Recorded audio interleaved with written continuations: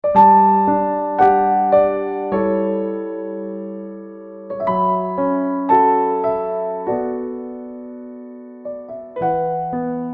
Ева хоёр Бурхны үгэнд дуулуургүй хандаж сайн мөнгө мэдүүлэгч модноос идэж тэгээд эдсэн өдөртөө зайлшгүй өгнэ гэсэн тэр өдөр өгсөн.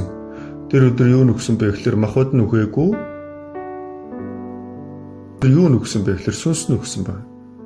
Өгсөн гэдэг нь Бурхантай харилцах харилцаа тасарсан гэсэн. Эхний сорилтондөө бүтлгүүдсэн байна. Хичнээн өөрийнх нь хайртай хүүхэд байсан ч тэр хүүхэд нь өгчих юм бол тэрнээс цааш хүн хайрлаж чадахгүй шүү дээ. Өгсөн хүүхдээ хичнээн тэрвэрлээгээд одоо нэмэр байхгүй. Хайрлалцах энэ одоо харилцаа тасарч байна. Одоо тэр хүүхдийг одоо авчиж одоо оршуулгаас өөр аргагүй. Тэр үеэс эхлээд одоо биеийг муудаж ингэн шүү дээ. Хүн төрлөختөн гим нүглхийн гүт Бурхантай харилцаа тасарсан. Тийм учраас алдаа зөрчил нүглийнхээ очир өгсөн гэдэг нь сүнс нь өгсөн байна. Одоо дуулуургүй хандаж байгаа хүмүүсийн дотор ажилдаг сүнс энэ юм аа. Дуулуургүй хандаж байгаа хүмүүс, Бурханаас олдоод дуулуургүй хандаж байгаа хүмүүс, дахин төрж чадаагүй бүх хүмүүс бол дуулуургүй хандаж байгаа хүмүүс юм. Бурхан өөрийгөө үгүйсгдэггүй. Бурхан өөрөө хайр. Бидний гим нүглээс Бурханы хайр бол илүү агуу. Бидний гим нүглийг мөнхөд угаасан ч цаана нь үлдэнэ. Бурхан хүнийг хайдаг учраас хүн том руу явдаг юм биш. Хүн өөрөө Бурханаас ургадаг учраас, Бурханыг хайдаг учраас юу хайна гэсэн үг вэ? Бурханы үгэнд дуулуургүй хандаж эцэг хүртэл Бурханы нэгүсэл хайрыг орхидог. Тийм учраас хүн сүрдэг. Бүхий л гэмт төрлийн гим нүгэл хийсэн тэр жигшүүртэй гэмтэн цааслуулах хүний өмнөөс өгөж өгөх хүн гэж бий юу?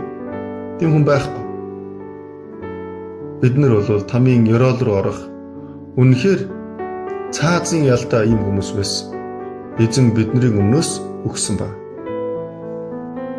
Гим нүгэлгүй Есүс Христ бидний өмнөөс гим нүгэл болсон. Бидний өмнөөс шүүгдсэн. Бидний өмнөөс загалмаа дээр өгсөн. Тэр үнэтэй цусаа бүгдийг нь урсгасан. Тэгээд гим нүглийн хөлсийг бүгдийг нь төлсөө гэсэн. Би цаашид тэдний нүглийг ёс бус явдлыг эс санана гэжээ гэсэн байгаа шүү дээ. Бурхны тэр одоо дурсамжнаас бидний гим нүглийг бүгдийг арилгана гэсэн. Бурхан миний гим нүглийг санахгүй байхад бид нар дахиад өөрийнхөө гим нүглээс чичир залгалаад Бурхны өмнө очихгүй байх ямар шалтгаан байх вэ? Сайн мэдээ бол бүхий л хүмүүсийг итгэгч болгоныг аврах Бурхны хүч юм а гэсэн байна.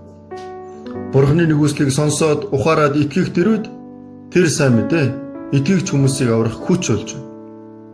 Адамаас ахуулаад Есүс Христ хүртэл хэдэн мянган жилийн дотор өгсөн байгаа тэр хүмүүсийг тийм ээ бусыг нэ сэтгэлээ нэ тэгээд эзний үгийг сонсох юм бол тэр хүмүүс амьдрах бол. Лазараа гараад ирэх үед Лазар үхээд өмхирцэн би яаж гарах юм бэ? Гарахгүй гэсэн үү? Олон юм яриадгүй гараад ир. Гараад ир гэж байна шүү дээ. Бурхны үг байхад гим нүглийн хүсийг төлцөн байхад яахаараа амьдрдаггүй юм бэ? Есүс эзэн загалмаа дээр өгөх үед би ч гэсэн тэнд өгсөн. Эзэн дахин амьлах тэр үед би ч гэсэн дахин амьлсан. Итгэх үед эзний үхэл болоо дахин амьлалтаа нэгдэж байна. Бид нар чуулган дотор байна гэдэг чинь амьд хүмүүсийн дотор байна. Одоо амьд хүний амьдрал бол өгсөн хүний амьдралаас өөр шүү дээ. Амьдрсан жизний төлөө амьдран өгсөн жизний төлөө амьдран тиймээс амьдралаач өглөөс бид эзнийхээ. Эзэн цусаараа өнөөгөн төлөө тудалдаад авсан. Тийм учраас та нар өөрсдийнх биш ээ.